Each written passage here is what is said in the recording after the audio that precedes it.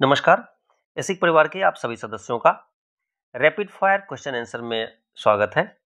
अभी हम देख रहे हैं ऑडिट एंड अकाउंट मैनुअल का chapter 5 and 6।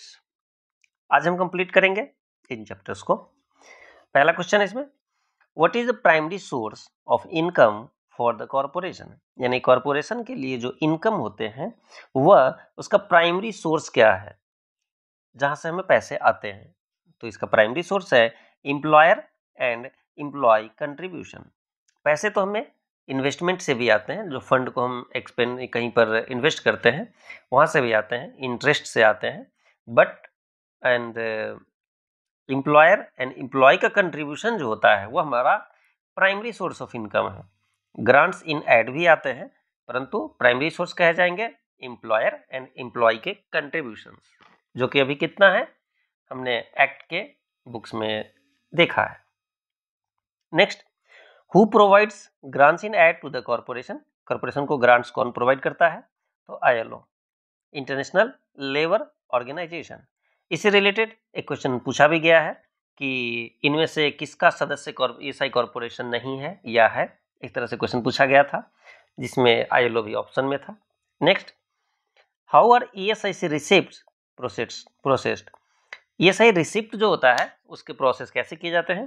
Through challan on the ESI portal and reconciled via ERP, ERP के द्वारा रिकंसाइल भी किया जाता है। Next, how are receipt book distributed to various offices, various offices को रिसिप्ट बुक कैसे डिस्ट्रीब्यूट किए जाते हैं?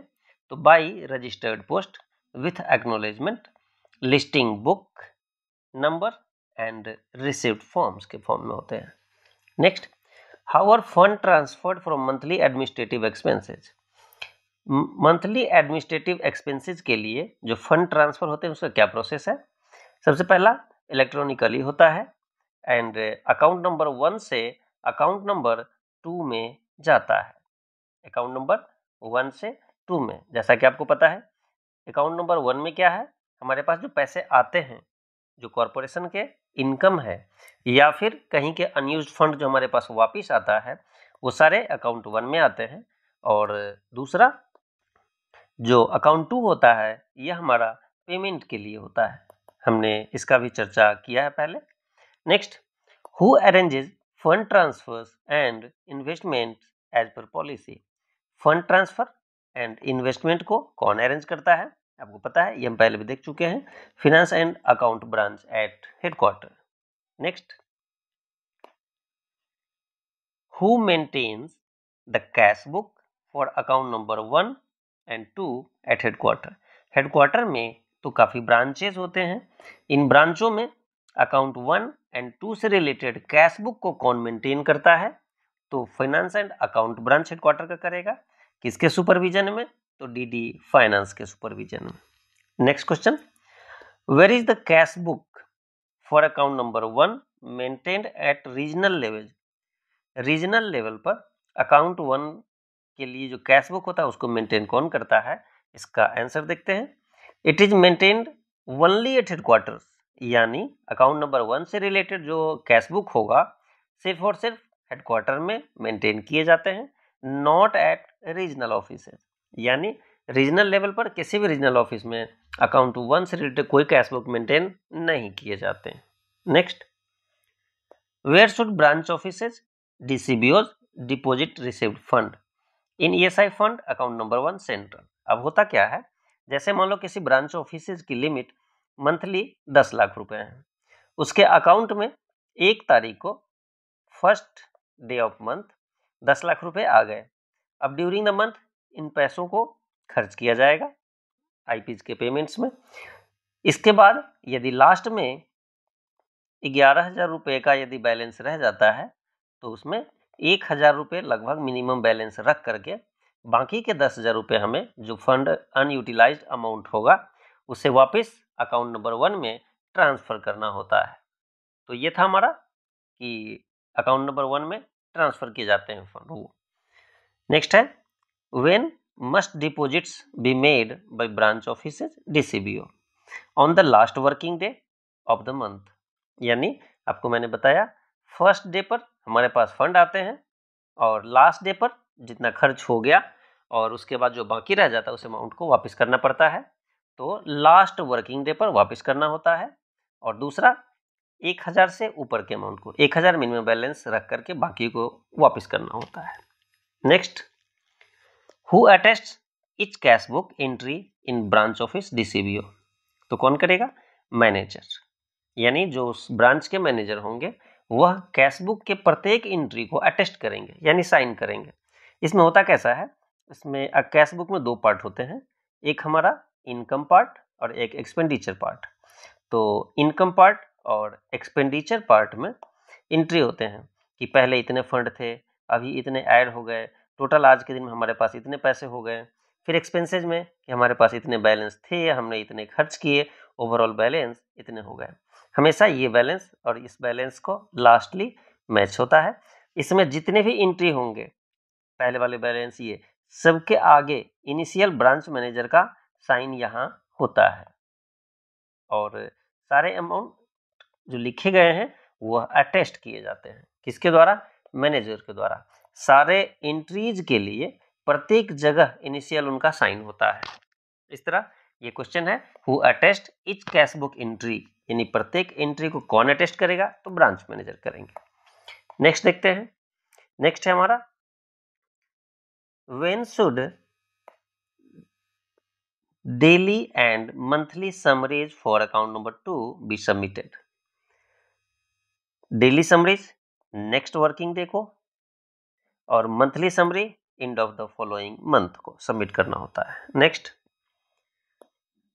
What should an imprest holder be ready to produce at all times? इसके रिगार्डिंग आपको पता है इम्प्रेस्ड क्या होता है। इम्प्रेस्ड एक फंड होता है जिसमें कि प्रत्येक ब्रांच की एक लिमिट होती है कि वह डे टू डे खर्च को मैनेज करता है इस अकाउंट से। इसके लिए जो इम्प्रेस्ड होल्डर होगा, इम्प्रेस्ड होल्डर कौन होता है? तो ब्रांच के कैशियर होते हैं। इम्प्रेस्ड होल्डर को be ready to produce all time, क्या ऐसा रिकॉर्ड है जो कि इम्प्रेस्ड होल्डर को हमेशा मैनेज करना होता है, मेंटेन करना होता है ताकि वो कभी भी दिखा सके? तो क्या है? Total amount of impressed in vouchers and और कैश। अब क्या हुआ, जैसे किसी ब्रांच की लिमिट यदि मंथली 3000 रुपये का है, तो जब भी वेरीफाई किया जाएगा तो वेरीफाई इसके 2 पार्ट में होता है, या तो उसके पास 3000 रुपये होने चाहिए बाकी कुछ नहीं, या फिर यदि उसके पास 1000 रुपये बचे हैं तो 2000 के उसके पास वाउचर्स होने चाहिए, यानी वाउचर्स का अमाउंट प्लस कैश बैलेंस दोनों मिला करके उसके इम्प्रेस्ड अमाउंट के बराबर होने चाहिए। तो ये था हमारा कि हमेशा उसको प्रोड्यूस क्या करना पड़ता है, cash plus vouchers is equal to imprest account balance.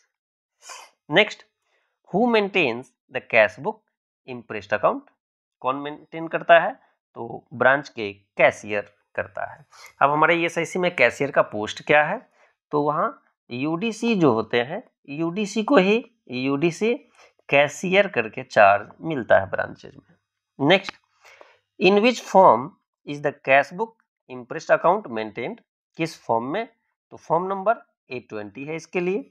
Next, how should cheques demand drafts from the finance account branch be recorded on the receipt side of the cash book with full particulars?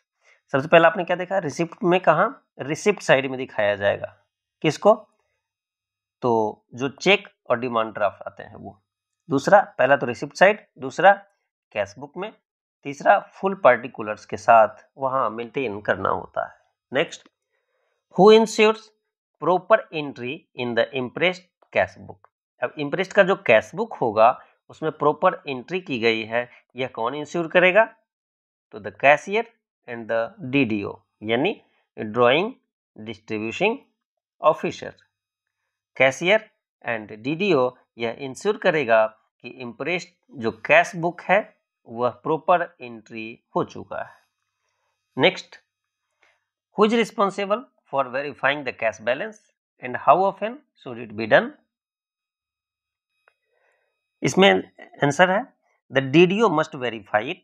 DDO, अभी हमने DDO को देखा, drawing and distribution officer. Disbursing officer, drawing and disbursing officer जो होंगे verify करेंगे क्या, at least twice a month, twice month में 2 बार, and on the last working day, last working को कंफर्म है एक, और दूसरा 15 दिन के बाद कर लिया जाता है। तो एक तो मिड ऑफ द मंथ और एक लास्ट, फिर से एक मिड ऑफ द मंथ एक लास्ट, इस तरह से लगभग 15 दिनों के अंतराल पर कैश बैलेंस को हमेशा वेरीफाई किया जाता है। Next, where should the result of the physical verification be recorded, जो फिजिकल वेरिफिकेशन होता है उसको रिकॉर्ड कहाँ किया जाता है, in the cash book, cash book में एंट्री की जाती है कि फिजिकल वेरिफिकेशन हुआ, जिसमें रिसिप्ट थे, कैश बुक के और भी एंट्रीज के जो जो पार्टिकुलर्स होते हैं सारे फिजिकली वेरीफाई किए गए, सारे वेरीफाई करने के बाद इतने तारीख को सही पाया गया और मैनेजर का वहाँ साइन किया जाता है।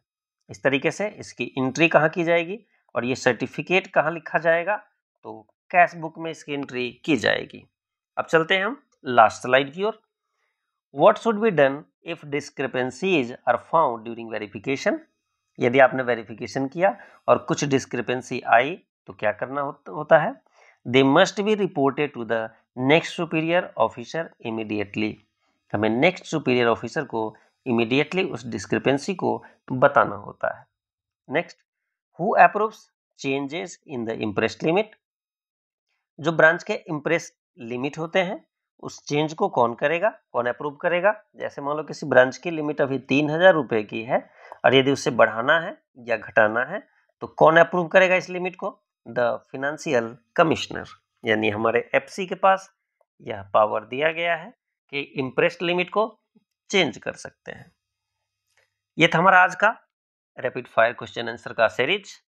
ओवरऑल हमने क्या देखा, आज हमने देखा चैप्टर नंबर 5 एंड 6 से रिलेटेड कुछ रैपिड फायर क्वेश्चंस। इसमें हमने सबसे पहले देखा था कि हमारा प्राइमरी सोर्स ऑफ इनकम क्या था, तो एम्प्लॉय एंड एम्प्लॉयर, इन दोनों के से आने वाला कंट्रीब्यूशन था। नेक्स्ट हमने क्या देखा, नेक्स्ट हमने देखा फंड ट्रांसफर, फंड ट्रांसफर को हमने देखा।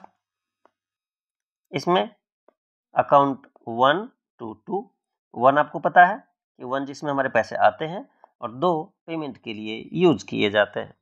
तो ये थे। ट्रांसफर कैसे होता है, तो इलेक्ट्रॉनिकली होता है, ये हमने देखा।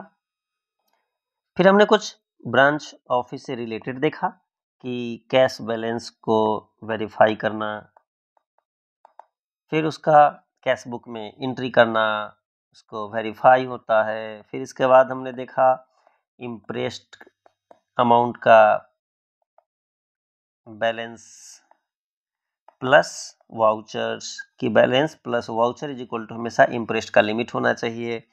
फिर हमने लास्ट ही देखा कि इम्प्रेस्ड अमाउंट को कौन अप्रूव करेगा, यदि कोई चेंजेज आते हैं तो एफसी के द्वारा किए जाते हैं। तो ओवरऑल हमने आज चैप्टर 5 एंड 6 को कंप्लीट किया। इस तरीके से हमने चैप्टर 1 से स्टार्ट किया था, 1 2 3 4 हमने देखा था। आज हमने देखा 5 एंड 6 को एक साथ। इस तरह हमने इतने चैप्टर को सक्सेसफुली कंप्लीट किए हैं। फिर मिलेंगे आपसे अगले वीडियो में।